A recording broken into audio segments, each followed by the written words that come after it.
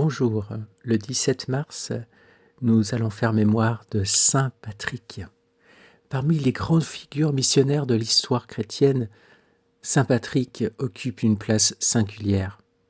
l'Église le vénère comme l'apôtre de l'Irlande, celui par qui la lumière de l'Évangile s'est répandue sur cette île, alors encore profondément marquée par les traditions païennes. Patrick naquit vers la fin du IVe siècle en Bretagne romaine, probablement dans une région correspondant aujourd'hui au pays de Galles ou à l'ouest de l'Angleterre. Sa famille était chrétienne. Son père, Calpurnius, était diacre et fonctionnaire local, et son grand-père avait été prêtre. Pourtant, le jeune Patrick avouera lui-même que, dans son adolescence, il vivait la foi de manière assez superficielle. À l'âge de 16 ans, sa vie fut brusquement bouleversée. Des pirates irlandais attaquèrent la région et capturèrent de nombreux jeunes gens. Patrick fut emmené en Irlande et vendu comme esclave. Pendant 6 années, il garda des troupeaux dans une région sauvage et montagneuse. Cette épreuve devint pour lui un temps de profonde conversion intérieure. Dans sa propre confession, texte spirituel qu'il rédigea plus tard, il raconte comment la prière envahit alors toute son existence. Je cite, « Après être arrivé en Irlande, je gardais les troupeaux chaque jour, et je priais souvent pendant la journée. L'amour de Dieu et la crainte de lui grandissaient de plus en plus en moi, et la foi s'affermissait. Mon esprit était poussé à prier jusqu'à 100 fois le jour et presque autant la nuit. » Dans la solitude des pâturages, Patrick découvrit la présence vivante de Dieu. Une nuit, il reçut en songe l'annonce que son évasion était proche. Une voix lui dit « Ton navire est prêt ».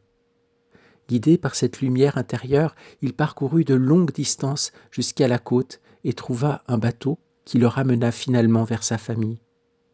De retour dans sa patrie, il aurait pu reprendre une vie paisible. Mais un autre appel naquit dans son cœur. Une nuit, il eut une vision qui marqua définitivement sa vocation. Il vit un homme venu d'Irlande lui remettre une multitude de lettres. En ouvrant l'une d'elles, il entendit les voix des habitants de l'île l'appeler. « Nous t'en supplions, saint serviteur de Dieu, viens marcher encore parmi nous. » Patrick comprit alors que Dieu l'appelait à retourner dans la terre même où il avait été esclave pour y annoncer l'Évangile. Il entreprit des études ecclésiastiques, probablement en Gaule, où il fut formé à la vie spirituelle et au ministère. Ordonné évêque, il fut envoyé comme missionnaire en Irlande vers l'an 432. La tâche qui l'attendait était immense.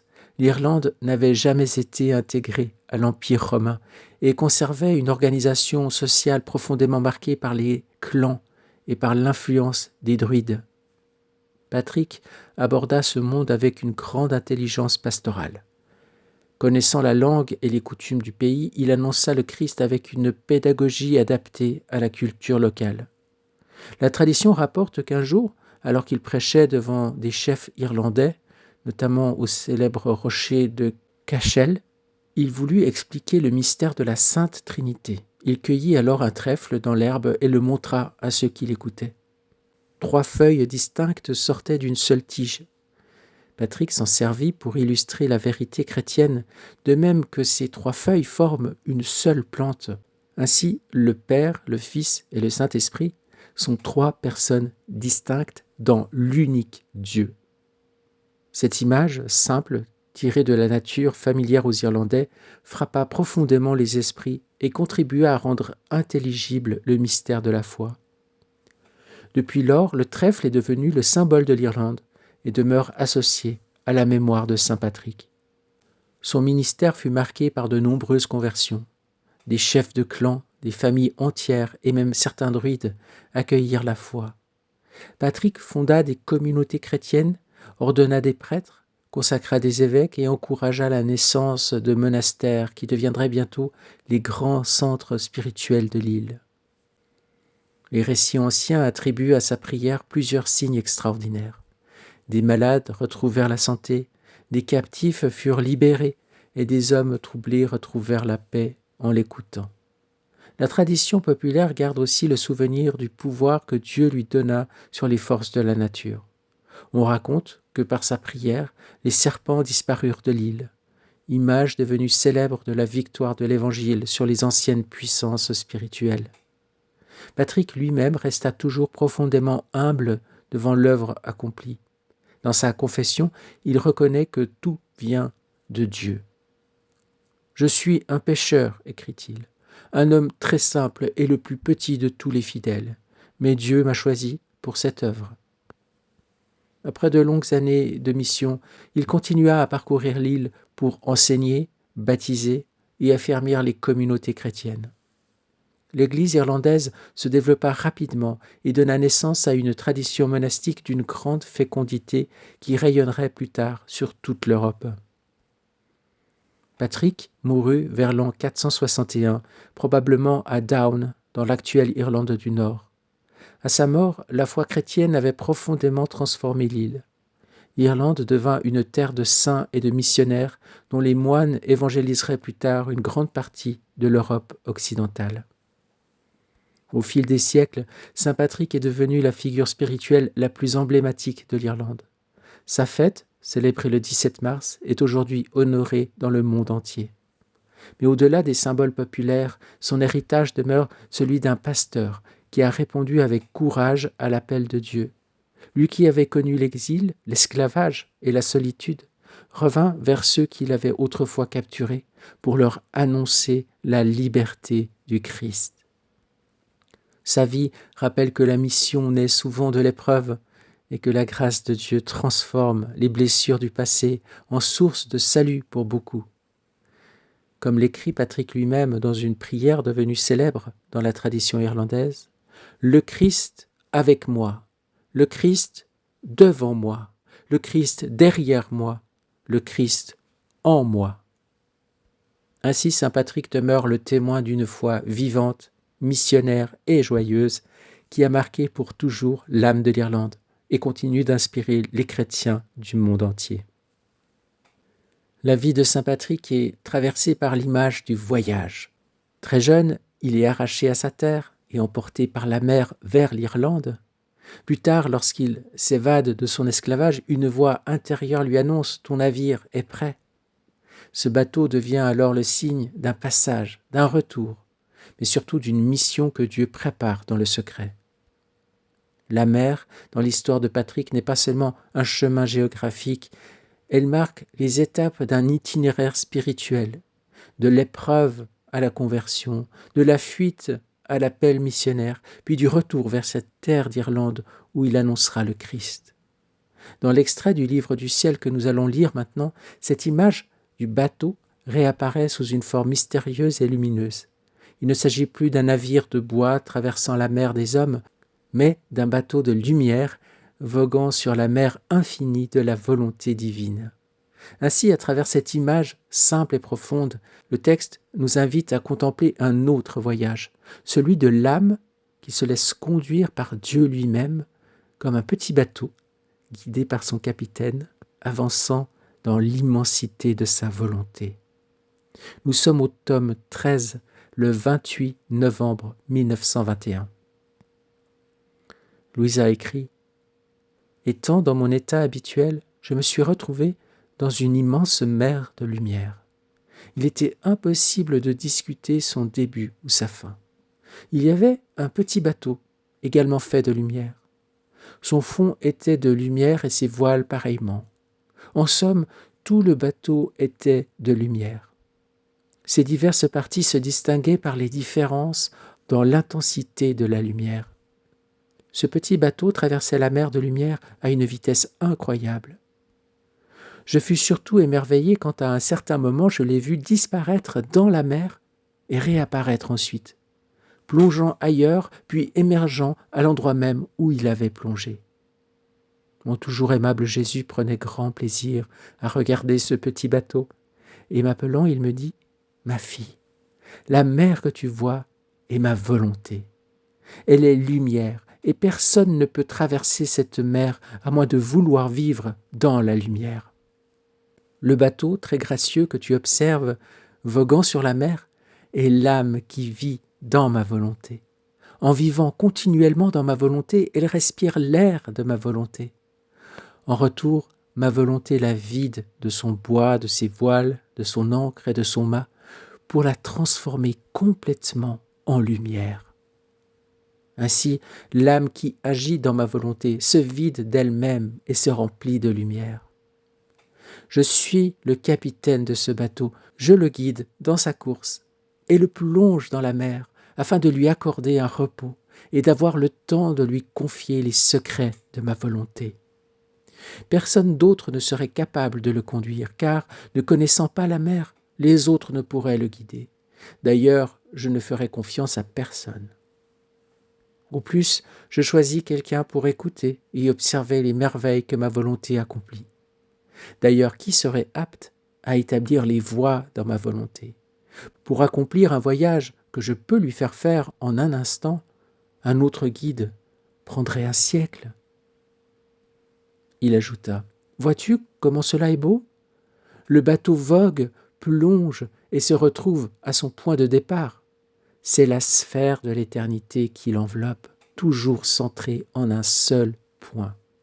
C'est la sphère de ma volonté immuable qui conduit sa course accélérée, ma volonté qui n'a ni commencement ni fin. Dans sa course, le bateau se retrouve au point fixe de mon immuabilité. Observe le soleil, il est fixe et ne bouge pas. Pourtant, sa lumière traverse la terre en un instant. Ainsi en est-il pour le bateau. Il est immuable avec moi. Il ne quitte pas le point où ma volonté l'a laissé. Ma volonté l'a laissé à un point éternel et il reste là, stationnaire. S'il semble bouger, ce sont ses actes qui se déplacent et qui, comme la lumière solaire, irradient partout. C'est la merveille, bouger et en même temps rester immobile. Voilà comment je suis, et c'est ainsi que je rends celui qui vit dans ma volonté. En plaçant mes actes dans ma volonté, l'âme poursuit sa course rapide et donne à ma volonté l'occasion de tirer d'elle beaucoup d'autres actes vitaux de grâce, d'amour et de gloire. Moi-même, son capitaine, je dirige son agir et l'accompagne dans sa course afin que ce soit un agir qui ne manque de rien et qui puisse être digne de ma volonté. Dans tout cela, je me réjouis beaucoup. Je vois la petite fille de ma volonté courant avec moi tout en restant immobile. Elle n'a pas de pieds, mais elle marche pour tous les autres. Elle n'a pas de mains, mais elle est le moteur de toutes les œuvres. Elle n'a pas d'yeux, mais dans la lumière de ma volonté, elle est les yeux et la lumière de tous. Oh, comme elle imite bien le Créateur, comme elle se rend semblable à moi. C'est uniquement dans ma volonté qu'il peut y avoir une véritable imitation. Alors, j'entends résonner dans mes oreilles ma voix créatrice et douce, « Faisons l'homme à notre image et à notre ressemblance. » Puis, avec une joie sans fin, je dis, « Contemple mes images. Les droits de la création ont été restaurés et le dessein pour lequel j'ai créé l'homme a été accompli. Comme je suis heureux. J'appelle tout le ciel à célébrer. » Gloire à toi, Seigneur. Sois infiniment béni et glorifié pour les merveilles du livre du ciel que tu nous révèles à travers Louisa. Merci pour cette image très belle et très parlante du bateau qui devient lumière, parce que tu en es le capitaine. Tu le dis, je le guide dans sa course et le plonge dans la mer. C'est toi qui agis, c'est toi qui guides. Et tu le dis, l'âme qui agit dans ma volonté se vide d'elle-même et se remplit de lumière.